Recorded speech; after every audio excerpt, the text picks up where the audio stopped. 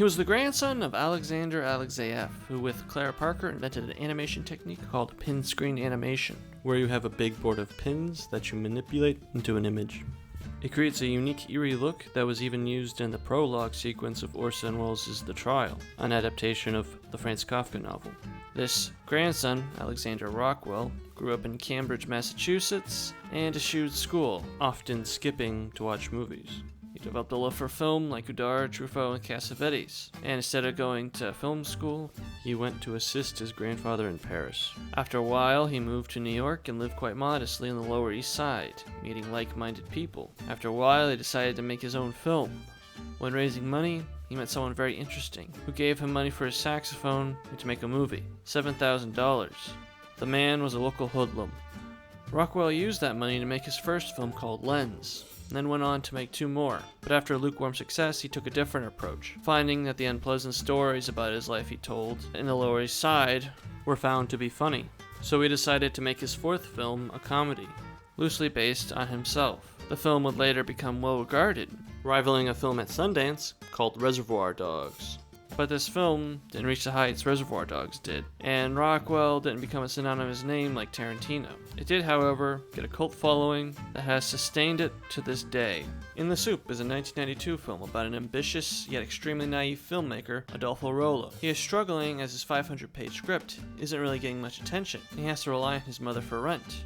But his singing landlords want the money sooner than he can get it. Bless your heart till we raise the rent again. Which forces him to seek out a job, but what he gets doesn't pay well and steals his dignity. Take your clothes off. This was a real show that people strapped for cash would do. He resorts to putting an ad out in the paper in an attempt to sell a script. Surprisingly, someone is interested. That interested party is Joe, an old eccentric hoodlum who agrees to give Adolfo $250,000 to make his film. For Christ's sakes, I love this kid. Pick up the money for crying out loud. But the production never takes off, and Joe has Adolfo do some things that are peculiar and circumvent the law. This film accurately portrays a certain aspect of filmmaking. The talking about making a film, but never actually doing it. That's what most of this film is. Adolfo talking and dreaming about making a film, and Joe talking about making it. It stars Steve Buscemi as Adolfo, Seymour Cassel as Joe, and Jennifer Beals as the Dominican love interest Angelica. The film has smaller appearances from notable names, like with Sam Rockwell as Angelica's special needs nephew. Him and the director are not related. Stanley Tucci, Angelica's green card fiancé, who is French. My wife. She eats me. And Jim Jarmusch and Carol Kane make a cameo as TV show producers. We got a dog that can read your mind. This film has quite an impressive cast, especially with rising star Buscemi and acting veteran Cassel, who was in many John Cassavetes films. Cassel played a character and was one too. Do you want to give Joe a kiss goodbye? Often able to easily put people over the edge, like with Alex Rockwell. He picked the technique up from Cassavetes, who agitated people as he thought it would improve their performance. Cassel would agitate Alex Rockwell so much, they would break into fights. And Rockwell at one point threw a cup of coffee at him. You can see Cassel agitating Buscemi in this scene, which was greatly improvised. Cha-cha, step back, step forward. You're anticipating, that's why. You're not listening to this thing. How can I listen if you talk to me? I didn't say a goddamn word. Hey, come on, Joe. Can I do this? This sort of agitation is what makes Joe so interesting. His abrasive personality that is also quite charming. He'll help Adolfo out with his rent by getting the landlords off his back, but he'll also break into his place whenever he pleases and do stuff like this. He also goes a little too far with Angelica, which adds an interesting dynamic to the character, reminding everyone that while he's kinda silly, he is still a hoodlum. The film is very personal as Rockwell lived through these experiences, even casting his wife, Jennifer Beals, as the love interest. And apparently Rockwell liked to eat things like this abomination stew.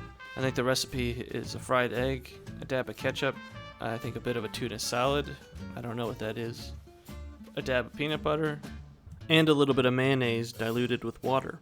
Mix it all together and you got a hearty soup. Behind the scenes, the film production was quite chaotic. The film having a budget, then having no budget, with a major investor pulling out right before filming. Buscemi had to give his salary back so the film could be made, and he was broke at the time. But they were largely saved by Jim Stark, a frequent backer of Jim Jarmusch. The film required the usual indie film ingenuity, like using shaved styrofoam to show it was winter when it was actually spring, and having Buscemi inhale a cigarette before a take to make it look cold. But despite the setbacks, the film came together. It's a film that obviously has a lot of European influence, notably neorealism and new wave. Rollo even frequently brings up the names of Godard and Renoir. But the film does have its distinct style with it, being humorous and quite surrealist. This guy Skippy was turning out to be a real jerk-off. What? The surrealism has a similar quality to a lot of the films of his grandfather, and even with some shots that look a little overexposed, you don't mind, because the contrast gives the film its iconic look. Even inspiring the Coen brothers with their film The Man Who Wasn't There, a film I made a video on.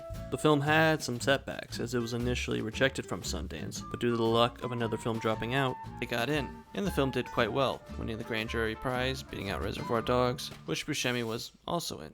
Good year for him. And Cassell won the Special Jury Prize. But after that, it disappeared from the limelight. The reason was because of the producers not taking action on making a deal at the festival when there was a lot of hype around the film, and there were many producers ready to snatch it up. Instead, they thought they could get a better deal in Hollywood, but they couldn't. And the deal they ended up getting wasn't very good, and the company that bought it went bankrupt shortly after. And as a result, it didn't get a wide release and was quickly forgotten about. The mistake was so infamous in indie film that the advice to not delay making a deal too long became to don't soup it. But the film made a comeback thanks to the efforts of the cast and crew, who successfully fundraised through Kickstarter to restore the film and released a Blu-ray by Factory 25, and currently it's available on Tubi. Alexander Rockwell's career didn't go like Tarantino's.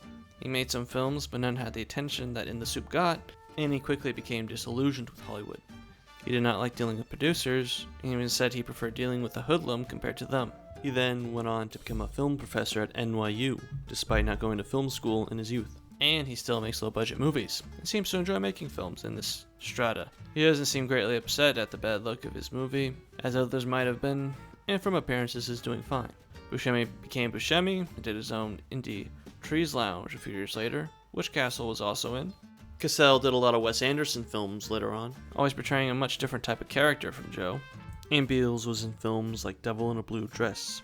In the Soup was quite a gem, has great star power, while largely being made for not much, and it captures a time and place which is much different nowadays. So watch the film if you haven't already. It's free, or buy the Blu-ray from Factory 25 or Vinegar Syndrome if you would like to support them, and bye bye.